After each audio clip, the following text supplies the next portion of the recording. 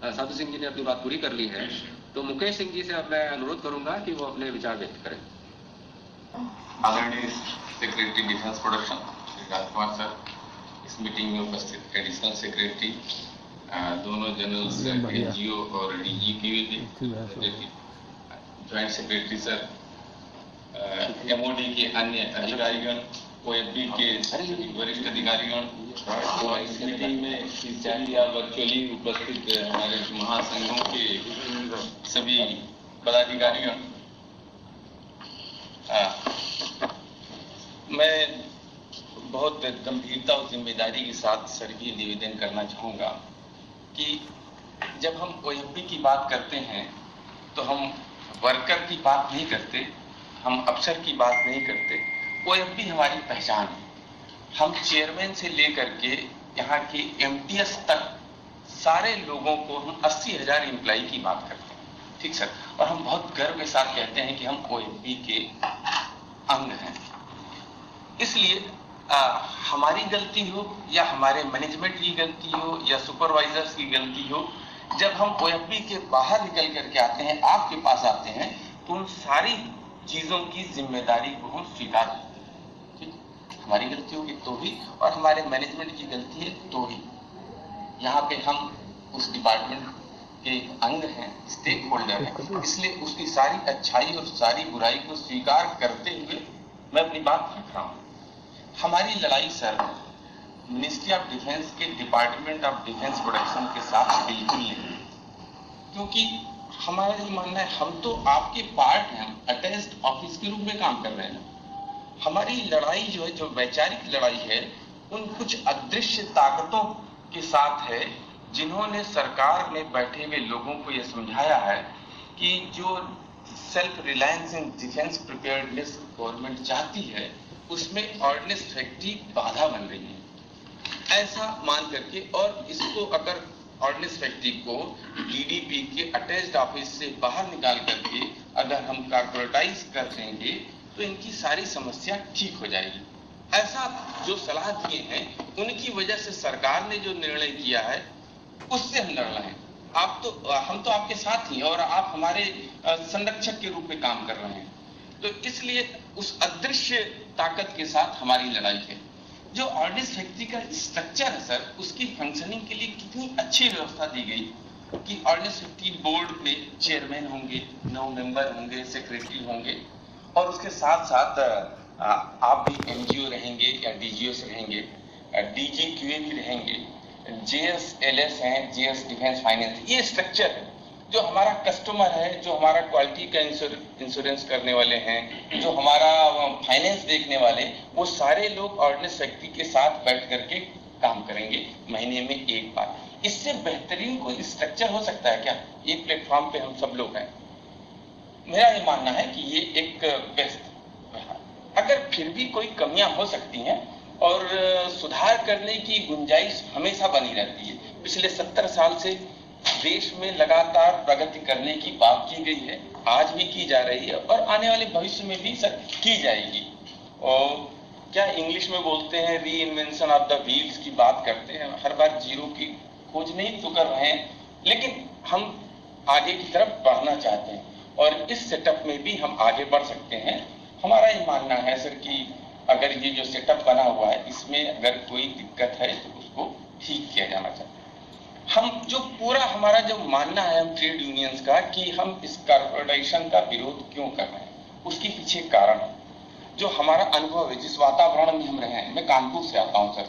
कानपुर में British India corporation BIC की मिले हैं, नेशनल टेक्सटाइल कॉर्पोरेशन NTC की मिले हैं, और इसके साथ साथ जेके उद्योग है, जेके इंडस्ट्रीज है, जेके सिंथेटिक्स है, इस लोहिया की फैक्ट्रियां हैं। ये बहुत बड़े बड़े उद्योग रहे और समय के हिसाब से ये चल नहीं सके, वो चाहे वो कॉर्पोरेशन हो, NTC BIC हो या प्राइवेट इंडस्ट्रीज हो, ये सारी बंद हुई। और बंद उद्योग में एक भी कमिटमेंट पूरा नहीं होता। आप चाहे सरकार के रूप में इंस्टीट्यूट करें या लेबर डिपार्टमेंट कुछ लिख करके दे या एम्प्लॉयर कुछ कहे कि हम ऐसा ऐसा कर देंगे, कमिटमेंट वो सारे तब पूरे होते हैं, तब तक पूरे होते हैं जब तक सर वो उद्योग जिंदा रहता है। ठीक सर, इस वातावरण को मैं अपने मन में रख करके बातें करता हूं कि अगर ये कारपोरेशन होगा तो इसका क्या होगा, किन परिस्थितियों में। ये डिफेंस की इंडस्ट्री है, क्या हम बनाते हैं, हम किसको बेचते हैं, हमारा मतलब कि हमारा कस्टमर कैसा है, कितने लिमिटेड हमारी पहुंच है अपने कस्टमर्स तक, ऐसा सोच करके हम अपनी बात रखते हैं। एक चीज है सर कि मैं माफी चाहता हूं एनजीओ साहब से, उनसे असहमत होने के लिए कि कुछ बातें सही हैं कि ऑर्डिनेंस व्यक्ति को रोडाल प्लान मिलता है, उसको इंडेंट मिलते हैं, और साथ में ये भी है कि हम फेल्योर भी होते हैं। लेकिन सर जो पार्लियामेंट की जो स्टैंडिंग कमेटी की जो रिपोर्ट है उसको मैं बता रहा हूं कि 2018-19 में टारगेट था 13,249 करोड़ रुपए का और 12,801 करोड़ रुपए का हमने वैल्यू ऑफ इशू दिया, जो हमारा अचीवमेंट था 96.6% था। ठीक सर। 2017-18 में हमारा 100.1% रहा और 2016-17 में 96.3% हमारा अचीवमेंट था। ये पीछे 94% तक गया। लगभग जो लास्ट ईयर हमारा प्रोडक्शन था वो सबसे खराब रहा। एकदम एग्री करता हूँ, 10,890 करोड़ 590 करोड़ हमारा वैल्यू ऑफ इशू रहा। ये हमारा एक कमजोर पहलू था। लेकिन इतने बड़े उद्योग जगत में अप्स एंड डाउन्स लगे रहते हैं, सारे लोगों के रहते। अमेरिका जैसे देश में कोविड से लाखों आदमी मर गए, इसी तरह से हमारी इंडस्ट्रीज में भी होता है, किसी भी इंडस्ट्री में हो सकता है। बहुत बड़ी बड़ी इंडस्ट्रीज घाटे और फायदे में चली जाती है। बैंकों का हर 3-3 क्वार्टरली रिपोर्ट आती है, कभी बैंक दिखाते हैं या जो भी लिस्टेड कंपनीज हैं उनका इस क्वार्टर में घाटा और अगले क्वार्टर में फायदा हो रहा है, किसी किसी पूरे फाइनेंशियल ईयर में घाटा और फायदा हो। उद्योगों के साथ ये चीजें हो सकती है सर, ऐसा मेरा मानना है। पिछले साल का दुर्भाग्यपूर्ण और खासतौर से जो सर ने आपने बताया धनुष और सारंग के बारे में, ये हमारे लिए चिंताजनक है। और ऐसा नहीं कि हम इससे कंसर्न नहीं रखते। जब हमने कहा कि हम ओएफबी में अपने एमटीएस से लेकर चेयरमैन तक को रिप्रेजेंट करते हैं आपके सामने, तो हमने पिछली बार भी बातें रखी थी कि जब डॉक्टर अजय कुमार साहब के साथ हम लोगों ने नेगोशिएशन किया था 23 अगस्त 2019 को, तो हमने एक बात कही कि जब हम यहाँ आकर के एमओडी में कह रहे हैं कि आप हमको 30,000 करोड़ का उत्पादन लक्ष्य दे दीजिए और हम पूरा करेंगे, इसको हम पूरा करेंगे कैसे? एज ए एम्प्लॉय हमारी जिम्मेदारियां कहाँ तक है? क्योंकि हम बाहर जब निकलेंगे तो हम बोलेंगे कि ये हम तो वर्कर का काम है, काम देंगे तो हम पूरा करेंगे, मैनेजमेंट फेलियर होगा तो हम फेल हो जाएंगे, तो हम कैसे कमिटमेंट आपके सामने करेंगे? इसको हमने महसूस किया। और जो हमारी एपेक्स प्रोडक्टिविटी काउंसिल की मीटिंग होती है उसमें हमने इस मुद्दे को रखा कि ऑर्डिनेंस व्यक्ति बोर्ड ने कमिटमेंट किया हुआ है कि हम हर महीने 8.33% अपना टारगेट अचीव करेंगे, और जो ये टारगेट अचीव नहीं हो रहा है इसके पीछे कारण कौन है और उसकी जिम्मेदारी किसकी है, हमको इंट्रोस्पेक्शन करने की जरूरत है। ये जो सारा बातचीत हो रहा है इसको मैं मानता हूं कि हम सबको आत्मावलोकन करने के लिए ये बार बार मौका दिया गया। पिछले 20 साल से चाहे केलकर कमेटी आई हो, जाफा कमेटी हो, नायर कमेटी हो या जो भी अन्य कमेटियां आ रही, रमनपुरी कमेटी, ये हमको बता रहे हैं कि कहीं न कहीं हमारा कस्टमर जो है हमसे खुश नहीं है। और हमारा जो मोटो है, बोलते हैं कि customer satisfaction is our motto, तो इसमें कहीं गुंजाइश है हमको अपने आप को सुधार करने की। ठीक सर, और हमको सुधार करना चाहिए था। पार्लियामेंट में ही सर जो स्टैंडिंग कमेटी की जो रिपोर्ट बनी है उसमें बताते हैं कि 2020-21 में हमारी जो कैपेसिटी है वो 17,870 करोड़ की है, 21-22 में 19,600 करोड़ की है, 22-23 में 21,500 करोड़ की और 23-24 में 23,600 करोड़ की। ठीक सर, हमको ऑर्डर तो उतना नहीं मिल पा रहा। ऑर्डर इसलिए नहीं मिल पा रहा सर कि ministry of finance budget allocate करती है मिनिस्ट्री ऑफ डिफेंस को। मिनिस्ट्री ऑफ डिफेंस में जो पिछले साल का बजट रहा, रेवेन्यू में एक्सपेंडिचर 75% रहा, कैपिटल में 25% रहा। डिफेंस का एलोकेशन कैपिटल का 2019-20 में 1,10,000 करोड़ का था और 20-21 में 1,13,000 करोड़ का। ये पूरा control sir ministry of finance के पास है। मिनिस्ट्री ऑफ डिफेंस का बहुत बड़ा उसमें कहना भी नहीं। और आर्मी को कुल जो बजट कैपिटल के लिए मिला वो 32,474 करोड़ का था, 18% ऑफ टोटल एक्सपेंडिचर। ठीक, इसमें एमजीओ साहब का भी कुछ बहुत नहीं चल सकता। आने वाले सालों में एमजीओ सर या एमओडी डीडीपी कोई गारंटी नहीं ले सकता है कि मिनिस्ट्री ऑफ फाइनेंस कितना बजट देगी। और बजट देगी तो उसमें सर जो आपकी कमिटेड लाइबिलिटीज हैं, जो प्रधानमंत्री जी या रक्षा मंत्री जी जब विदेश जाते हैं या विदेश का कोई डेलीगेशन आता है, डिफेंस प्रोक्योरमेंट्स के बड़े बड़े एग्रीमेंट्स हो रहे हैं, ये तो कमिटेड लाइबिलिटीज है ना सर, उसको भी तो पेमेंट करना है। तो उस अगर प्रधानमंत्री या रक्षा मंत्री जी ने कहा है तो उसको पहले देखना होगा। ये सब बहुत सारी चीजें हैं जिसमें हम सब की चिंताएं हैं कि हमको ये दिक्कत आ सकती है। हमारी जो कैपेसिटी पार्लियामेंट मांग रही है वो उसका इस्तेमाल हो पाएगा कि नहीं हो पाएगा, और आज की तारीख में नहीं हो पा रहा सर। सरकार के पास हम देश के सबसे बड़े एम्प्लॉयर के अंडर में काम करते हैं, ठीक सर, भारत सरकार से बड़ा कोई एम्प्लॉयर नहीं, और उस एम्प्लॉयर की एम्प्लॉई के पास अगर काम का अभाव, उसकी कैपेसिटी अनयूटिलाइज्ड है, ये बहुत चिंता करने की बात है।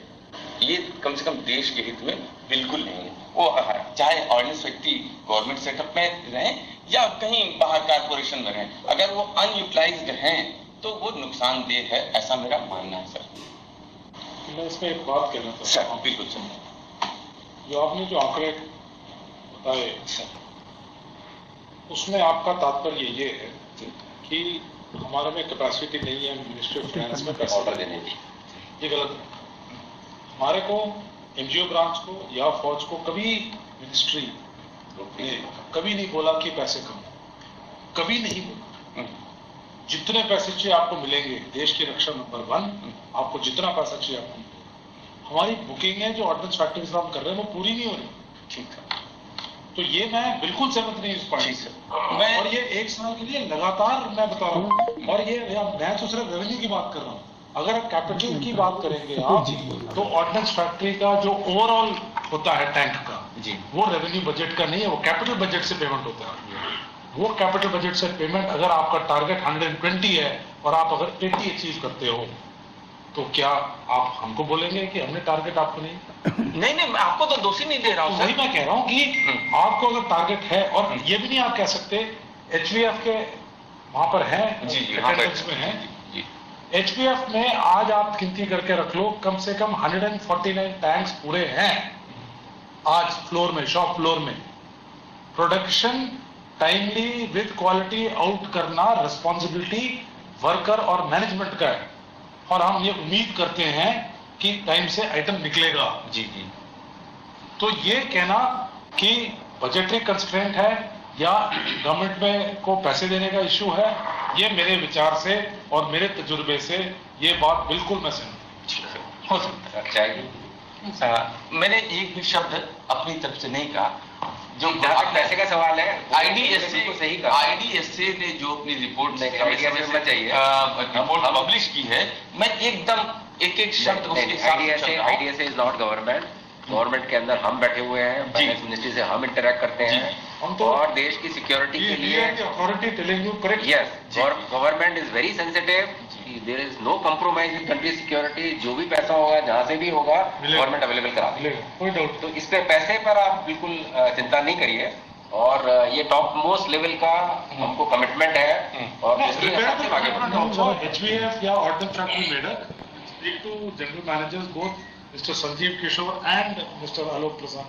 मैं हर दूसरे दिन या एक हफ्ते में एक बार तो उनसे बात होती है कि इतने आपके पास खड़े हैं, ये कब निकलेगा, इतने टैंक खड़े हैं, प्रोडक्शन है, पुराने वाले टारगेट नहीं कंप्लीट हुए, आपके 464 टारगेट आपको नए दिए हमने टैंक का ऑर्डर। 464 टैंक ऑर्डर छोटा ऑर्डर नहीं है। जी। लेकिन पुराने टैंक का ऑर्डर नहीं कंप्लीट हुए तो नए कहां से शुरू करेंगे? पुराने में से 50 रह गए थे, तो गए 50। एक रेजिमेंट है मेरी लड़ाई के लिए, कमी है। मैं एक और दो पैसे की वजह से नहीं मिलेगा, ये मन से खड़ी है ओवरऑल के लिए। पैसे की 3 रेजिमेंट मेरी कम है। Quality wise it is come internationally ना मेडक का जो कभी आप सर सीओडी कानपुर गए हो? 2017-18 में मेडक का जो खोला है quality is a different issue. I will not talk. नहीं उनका होता है कि पैसा नहीं हमारे पास देने के लिए, एक्चुअली वो सच नहीं मैं ये कह रहा हूँ सर कि पैसा जो है मिनिस्ट्री ऑफ फाइनेंस दे रही है, उसमें कोई गारंटी नहीं, आप इसकी चिंता बिल्कुल मत करिए सर। 2000 डिफेंस की जो भी रिक्वायरमेंट है उसको टॉप मोस्ट प्रायोरिटी दी जाती है। What is the reason behind it? कम मिला 50 कम। हमको लगता है जो इसके पहले जीएम थे, एग्जीक्यूशन मैनेजमेंट आल्सो, अगर 8 बजे वर्कशॉप शुरू होती है, वो 8 बजे पहुंच जाए जीएम, तो वहां पे वर्कर्स 10 मिनट पहले पहुंच जाते हैं। आपकी बात नहीं कर रहा हूं मैं, आपकी नॉलेज में डाल रहा हूँ। मैं ओन करता हूँ। अगर मैं आपकी मेरे को ultimately end of the day मेरे को आम खाने से हाँ सर ठीक है, मैं ये मान के चल रहा हूँ कि OFB में अगर किसी GM की भी कमी है तो वो as a trade union leader, as a stakeholder इस फोरम में वो मेरी कमी है। नहीं मैं उसको मानता हूँ, मैं मेजर क्योंकि मैं 80,000 लोगों को रिप्रेजेंट करने की बात कर रहा हूँ, इसलिए कहीं भी कमी है वो मेरी जिम्मेदारी है। वर्कर्स में जैसे कि अब 3 बजे की मीटिंग शुरू हुई, अगर मान लीजिए 5 बजे आएंगे तो किसकी गलती हो? दोनों को part of the system, we should reach in time, we should do work, finish in time, and we should finish it. But that's all. I am only saying that since he has quoted some figures, it is my duty, ठीक as the NGO's branch, to correct him and tell him what the actual government view is. 2017-18 में budget Mukesh मैं अगली बार, क्योंकि आपने पहले कह दिया है कि मुकेश। मीटिंग्स हुआ करेंगी जी। 2017-18 में बजट कट हुआ था, याद होगा जो है। और उस समय माननीय MGO ने ही बोला था कि हमारे पास बजट नहीं है। ठीक है, हमें किसी से लड़ना नहीं है। नहीं, लड़ नहीं रहे हैं, सहयोग चाहिए। लड़ नहीं रहे, हम अपनी बात बता रहे हैं, लड़ना क्या है? हम तो ऑर्डर और नोट करने को नहीं, किससे लड़ेंगे? हम तो उन्हीं को अपना माई बाप मानते हैं। MGO के सपोर्ट के बिना, DGQ के सपोर्ट के हम नहीं चल सकते हैं। नहीं, मैं एक चीज जरूर बताना चाहता हूँ कि ये एक वहम है कि हम फौज में हम ऑर्डिनेंस फैक्ट्री को ऑर्डर नहीं दे रहे, डिले कर।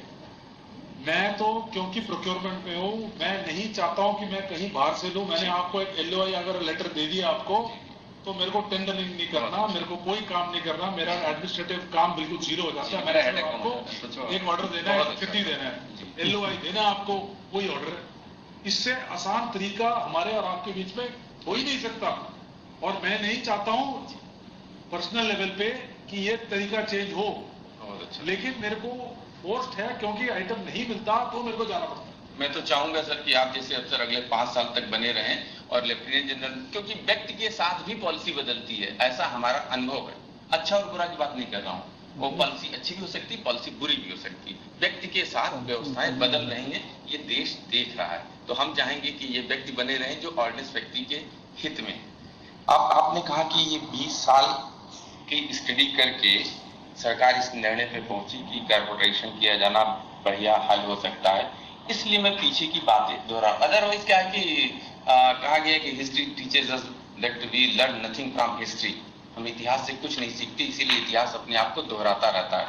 तो मेरा मानना ये है कि कभी कभी हम लोग इतिहास की बातें इसलिए भी कर लेते हैं कि पीछे क्या हुआ है और आगे न हो। हम लोग के जो क्वालिटी की बात है सर, कि जो हम लोग को मीडिया के थ्रू बार बार कहा गया कि हमारी क्वालिटी खराब है, बेहतर हो सकती कॉर्पोरेशन में जाने से, उससे भी थोड़ा सा हम इत्तेफाक नहीं रखते। आप हमारी क्वालिटी को इंश्योर करते, बहुत रिस्पेक्ट, हमारे एक एक चीज को आप सब गुणवत्तापूर्ण अपने यूजर्स को भेजते हैं।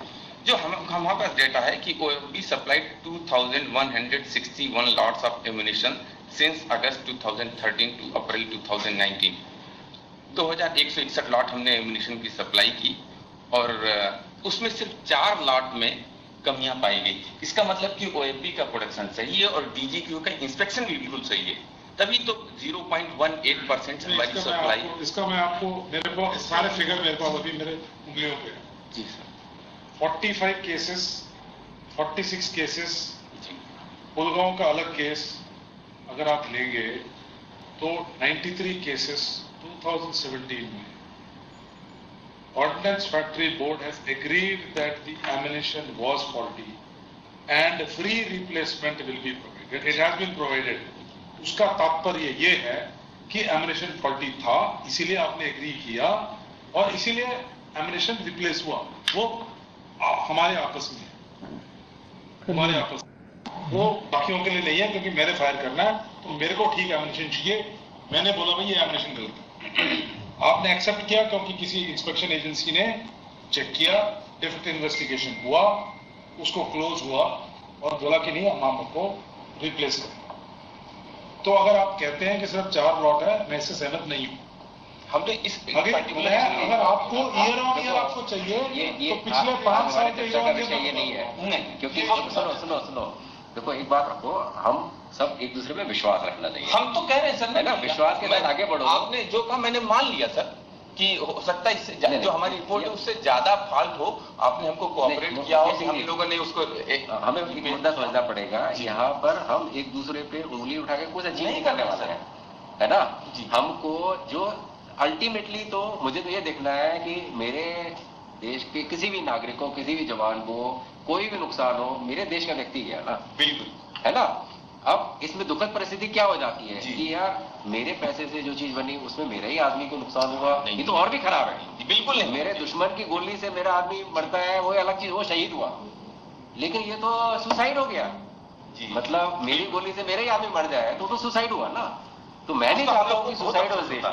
तो इसलिए इस विषय पे हम ना बोले तो अच्छा है, क्योंकि ये आज का विषय है नहीं। जी, हम लोग डॉक्टर अजय कुमार साहब कहते थे कि तुम्हारी जो क्वालिटी है वो 100% सही होनी चाहिए, भले ही चीजें महंगी हो जाए, क्योंकि बहुत ये जरूरी चीजें हैं जो डिफेंस इक्विपमेंट्स हैं, उनमें फेलियर की कोई गुंजाइश नहीं होनी चाहिए। और हम लोग उस तरफ आगे बढ़ रहे हैं। डीजीपी के साथ जो भी हम लोग के सजेशंस आते हैं हम लोग उसको इम्प्लीमेंट कर रहे हैं, और आप जो भी आगे भी जो कहेंगे हम लोग उसको अपने कस्टमर से जो फीडबैक मिल रहा है सर, उसमें निरंतर सुधार करने की तरफ हम लोग आगे बढ़े, और आप आगे भी जो कहेंगे वो हम लोग एकदम सुधार करने के लिए। एक और चीज ऑर्डिनेंस फैक्ट्री बोर्ड को और वर्कर को ये समझना पड़ेगा सर कि आर्मी ने या नेवी एयरफोर्स ज्वाइंट सर्विसेज ने कभी ऑर्डिनेंस फैक्ट्री से ये नहीं पूछा कि इसका दाम इतना क्यों है। We have never question. लेकिन बाहर हम अगर एक भी आइटम खरीदते हैं तो हम छोड़ते नहीं हैं, नेगोशिएट करते हैं कॉस्ट। ऑर्डिनेंस फैक्ट्री के साथ जो ऑर्डिनेंस फैक्ट्री कॉस्ट बताता है हम कोई आर्गुमेंट नहीं करते, कोई डिस्कशन नहीं करते, मुंह मांगा आपने जो बताया उसको आपको देते और आपको एडवांस पेमेंट भी देते, जो हम दूसरे नहीं देते किसी भी। बहुत अच्छी बात। तो उसके बावजूद अगर मेरे को टारगेट नहीं मिलेगा, हाँ, हम अगर फेल हो रहे हैं तो उसके लिए आप तो हम लोग खुद भी शर्मिंदा होते हैं। आपको मेरा सिचुएशन तो समझना बिल्कुल बिल्कुल बिल्कुल। हम लोग बने सर आपके लिए हैं कि हमारे को 100% कोऑपरेशन चाहिए ऑर्डिनेंस फैक्ट्री। यस सर, हम लोग तैयार हैं सर।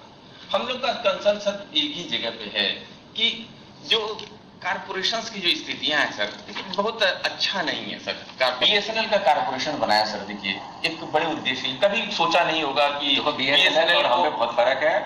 बीएसएनएल जो काम कर रहा था वो दुनिया की प्राइवेट कंपनियां करने लगी हैं, लेकिन मैं आपको बता सकता हूं कि देश की सुरक्षा का काम आर्मी का कोई रिप्लेसमेंट है नहीं है, आर्मी की सपोर्ट का कोई रिप्लेसमेंट है नहीं।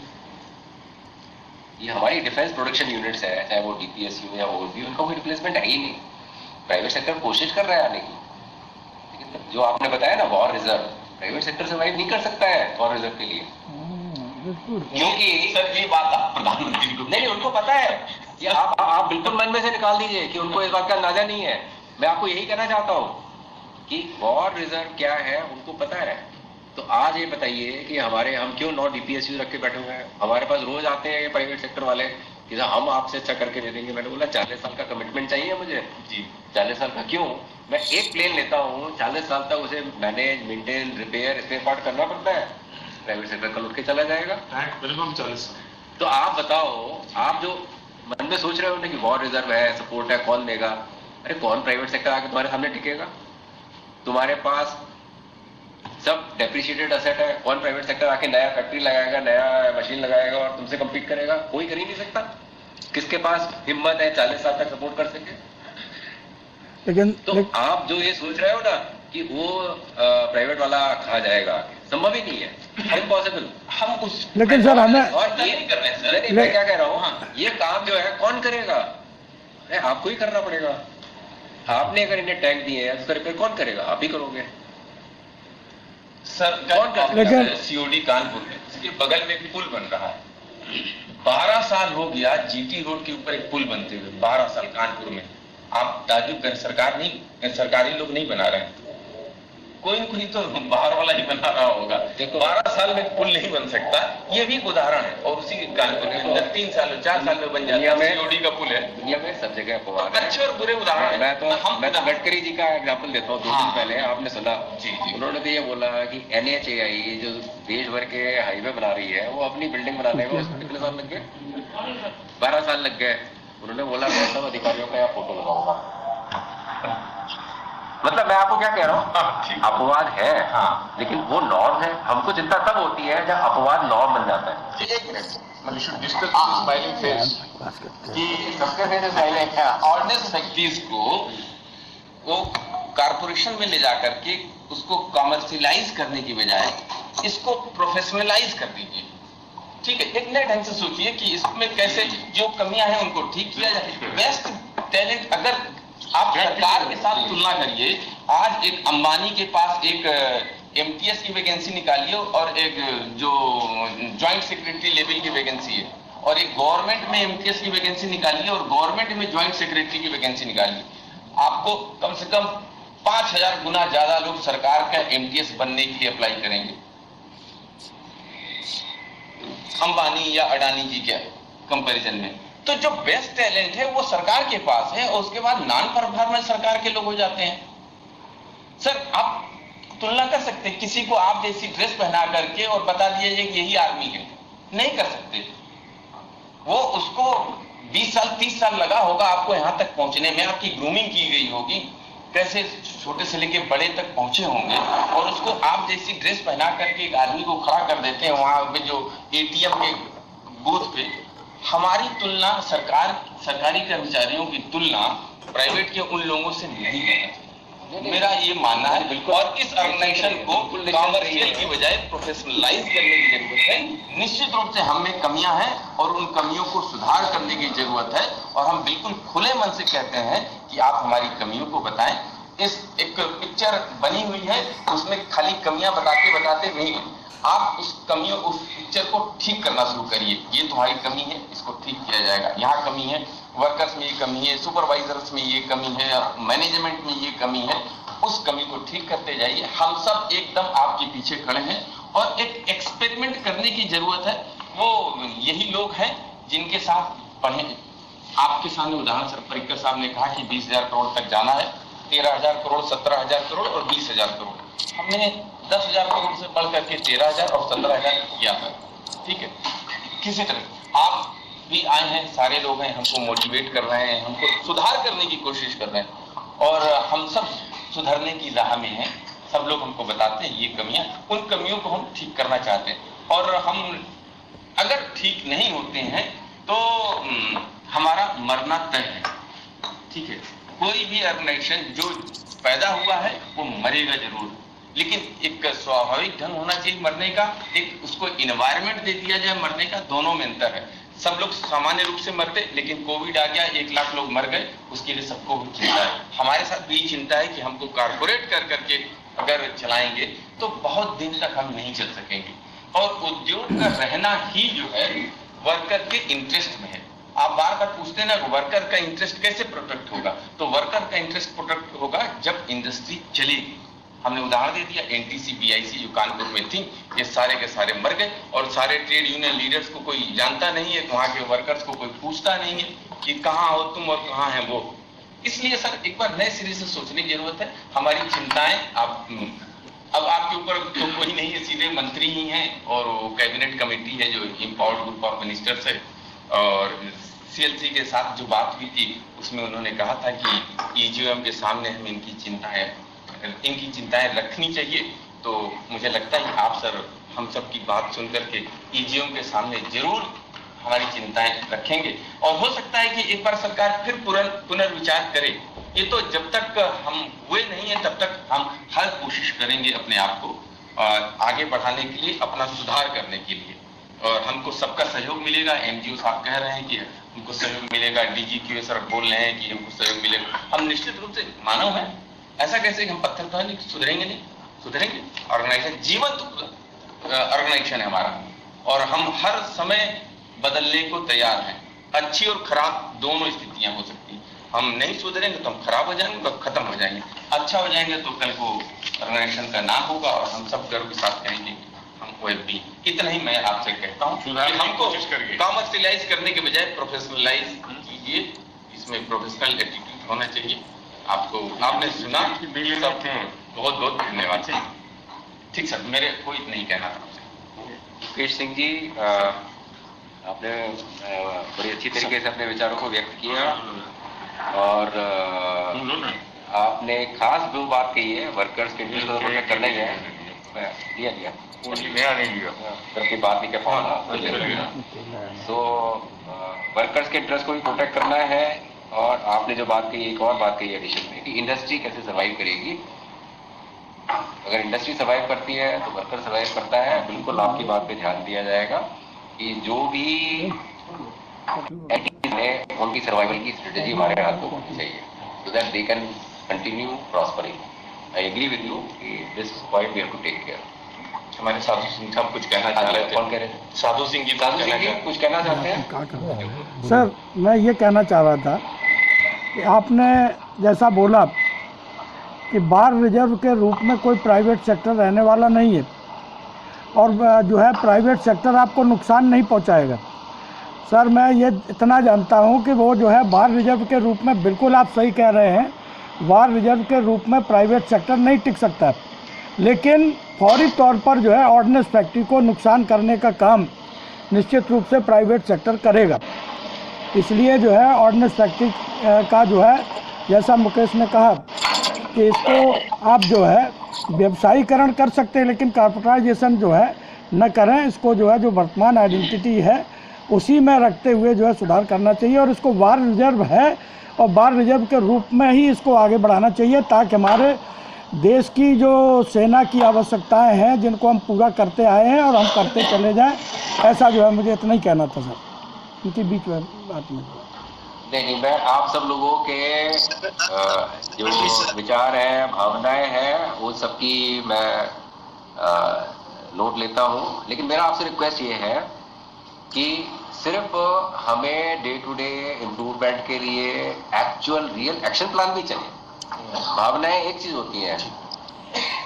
मैं इच्छा करूं कि कोरोना कल गायब हो जाए, तो अपने आप तो गायब नहीं होने वाला है, उसके लिए वैक्सीन बनानी पड़ेगी। वैक्सीन बनाने के लिए आपको एक्सपेरिमेंट करना पड़ेगा, उसके लिए अभी ट्रायल चल रही हैं, उसमें समय लग रहा है। जब तक वैक्सीन नहीं आती है तब तक क्या प्रिकॉशन लेने हैं वो भी काम चल रहा है। तो मैं ये कह रहा हूँ कि आपकी भावनाओं की मैं इज्जत करता हूँ, सम्मान करता हूँ। अगर आप मुझे ये भी बताएं कि इन भावनाओं पर आगे बढ़ने के लिए 1 2 3 4 क्या एक्शन हो सकते हैं, मैं बिल्कुल ओपन माइंड से सुनने को भी और रक्षा मंत्री जी को भी उनके पास ले जाने के लिए तैयार हूँ।